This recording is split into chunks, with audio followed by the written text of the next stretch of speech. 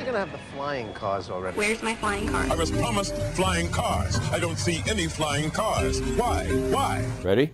It's just exciting to be able to give people the opportunity to participate in almost something like the first flight of the Wright brothers. Though this is beyond anything the Wright brothers could have imagined. The Sky Car, and it's come from the mind of Davis's Dr. Paul Mahler. I would prefer to call it a streetable aircraft because it's primarily made to fly, but it's also practical in the sense that it can be driven on the street. And to answer the next question, yes, it works. This is video from one of the test flights, and right away it's obvious what makes the Sky Car different than any other flying car currently in the works. Take off vertically, of course, land vertically. The typical flying car requires a runway. What we have built into this vehicle is a complete automated flight system. Land itself, it'll sit there and hover. In the future highway in the sky, you could actually sleep, read, play computer games on the way and just wait to be delivered to another spot. Sounds like the stuff of science fiction, but Mahler has been doing this for decades. This was the first vehicle we built that flew in 1967. I've been in this a couple hundred times. In 1989, we actually flew it well above this building. A great accomplishment, but Mahler knew it needed more. If you're going to change transportation, you need to go fast. This vehicle here has an average speed of 25,000 feet of 300 miles an hour. Now, one of the features that really makes the Sky Car even possible for flight is how light it is and how much it weighs. With fuel and 2 passengers, it's about 1,600 pounds. This is probably the thing that makes everything work. This is an engine that's more powerful than the automobile you just came in. Achieved over 200 horsepower with this engine, and yet it weighs 65 pounds. With that problem solved, there are other legal issues to getting the Sky Car off the ground. That's been solved too, sort of. It's flown many times, but it's always flown with a tether or without a pilot just because of the FAA kind of rules.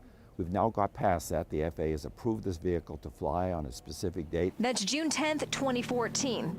The reason for the wait, FAA safety upgrades have to happen. To pay for them, this forward-thinking inventor got another idea with crowdfunding. We have a fairly large worldwide following and have a number of things that we're going to provide in return for their participation. From there, Mahler says it's only a matter of time before the Sky Car can be mass-produced. It looks complicated, but it's a very simple machine. It has very few moving parts, many less moving parts than an automobile. We've looked at the economics of producing this vehicle in large numbers. One model of an automobile, perhaps 100,000 vehicles a year, this would be the price of an automobile. Even with all this momentum, Mahler knows there will be skeptics and naysayers. And perhaps the best way to end this story is what he has to say about that. The fun part of life is to prove people are wrong. We're going to prove them wrong again.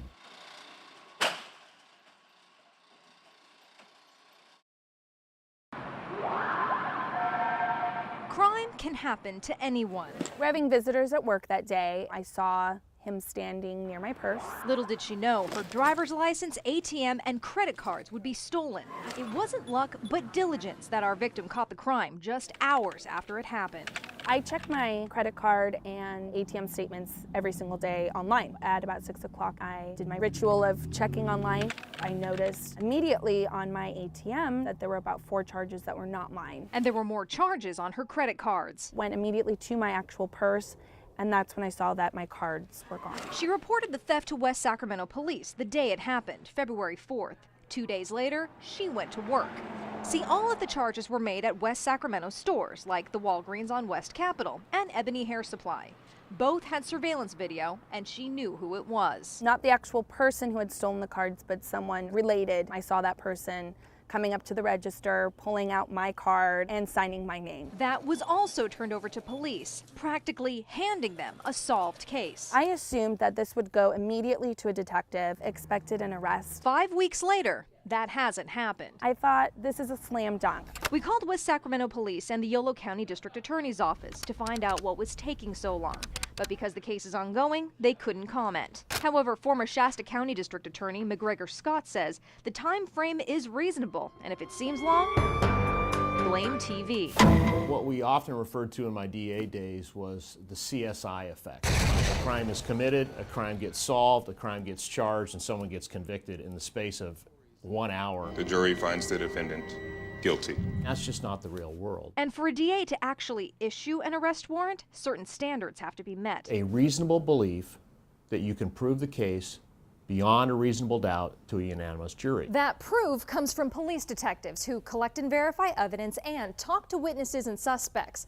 Thanks to budget cuts, one detective may have to do that for over 30 cases. Then there's another roadblock. Former Sac County Sheriff John McGinnis knows it well. It's triage, just like in an emergency room. Somebody who comes into an ER on a busy night with non-life-threatening injuries, they're going to be uncomfortable for a while. And if you look at the crime map for West Sacramento in the last 5 weeks, a lot has happened. Thefts and larceny make up the biggest chunk, which is where our victim falls. And keep in mind, these are all new cases and don't include previous crimes. Still, that doesn't change the fact our victim could be a victim for the rest of her life. They still have my identification. I don't know if that's going to be sold to somebody else. I don't know if that's going to be used to open online checking accounts. So the question is the legal process too long? The concept of do more with less has been around for a while, and frankly, I think realistically at some point, the notion has to be accepted. I do the right things. I pay my taxes. I follow the laws. I work. I've always thought that if something bad happened to me, that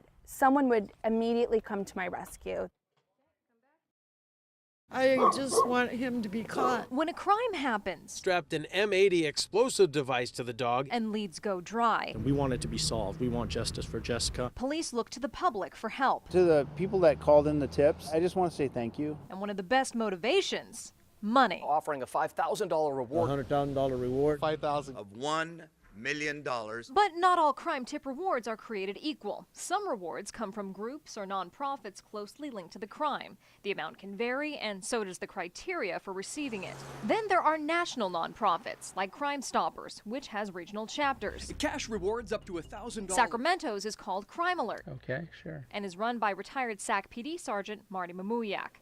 He says their rewards are pretty straightforward. All we're looking for is an arrest, and we can prove that it's an arrest or they actually solve the case for the detectives. You're eligible for reward. Minimum is about $100, max is $1,000. The money comes from fundraising and the occasional private donation, and the $1,000 is only for the most heinous crimes. But it's a valuable tool that works. I can forgive somebody for hitting me. In June 2011, Seth Parker, an openly gay man, was badly beaten at an Elk Grove bowling alley. It was ruled a hate crime. Even though the suspect was caught on surveillance, police had a tough time tracking him down. It was then turned over to Crime Alert, and a week later, detectives received some information late last week. A successful tip, and looking at the Crime Alert website, there are a few success stories each month, but it takes a lot to get there. This calendar year, we probably have 1,200 tips. And out of that, the number that turn out to be worthwhile. We average about 7 tips a month. Since Crime Alert started 32 years ago, over 2,600 arrests have happened, and over $375,000 in reward money has been paid.